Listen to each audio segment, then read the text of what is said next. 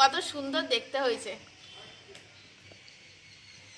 নমস্কার বন্ধুরা, কেমন আছেন সবাই? সম্পার রান্নাঘরে সকলকে স্বাগত জানাই। বন্ধুরা, আজকে খুব সহজ পদ্ধতিতে মোয়ার রেসিপি আপনাদের সাথে শেয়ার করব। আমি যে পদ্ধতিতে মুড়ির মোয়া বানাচ্ছি সেই পদ্ধতিতে আপনারা চিড়ের মোয়া, খইয়ের মোয়া এইরকম মোয়া বানাতে পারবেন। তো চলুন রেসিপিটা শুরু করে দিই। আর বন্ধুরা, স্কিপ না করে পুরো ভিডিওটা দেখবেন। মাত্র দুটো উপকরণ নিয়েছি। এখানে নিয়েছি মুড়ি আর নিয়েছি এখানে আখের গুড়। এই দুটো উপকরণ দিয়ে আজকে আমি মোয়া বানাবো। নুন জ্বালিয়ে কড়া বসিয়ে দিয়েছি। এবার কড়ার মধ্যে গুড় দিয়ে দেবো।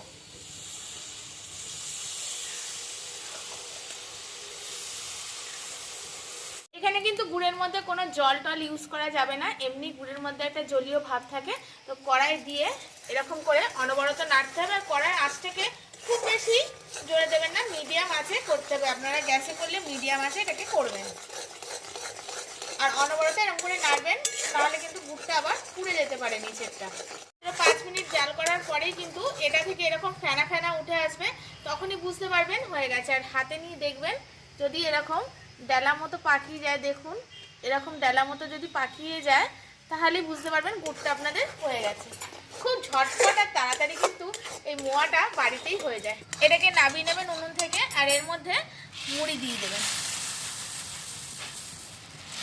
দিয়ে এটাকে খুব তাড়াতাড়ি মেশাবেন, আর তাড়াতাড়ি এটাকে কিন্তু বাঁধতেও হবে। মুড়ি কিন্তু গুড়ের মধ্যে দিয়ে এরকম করে মিশিয়ে নিতে হবে।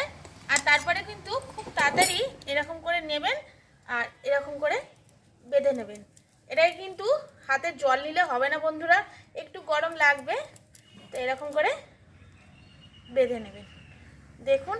আর এটা ঠান্ডা হলে বেশ একে অপরের সাথে আরও ভালো করে হয়ে যাবে। দেখুন এরকম করে এবার মুড়ির মোয়াগুলো বানিয়ে নেব।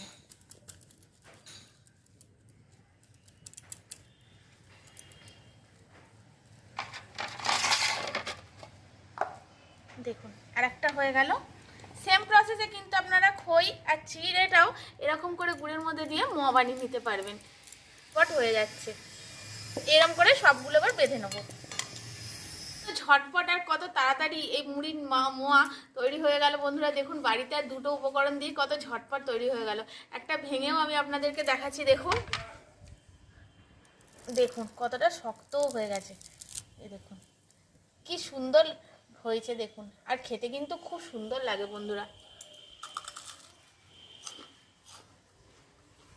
মুড়িটাকে মচমচ করতে, তার সাথে গুড়টা দারুণ লাগছে খেতে বন্ধুরা,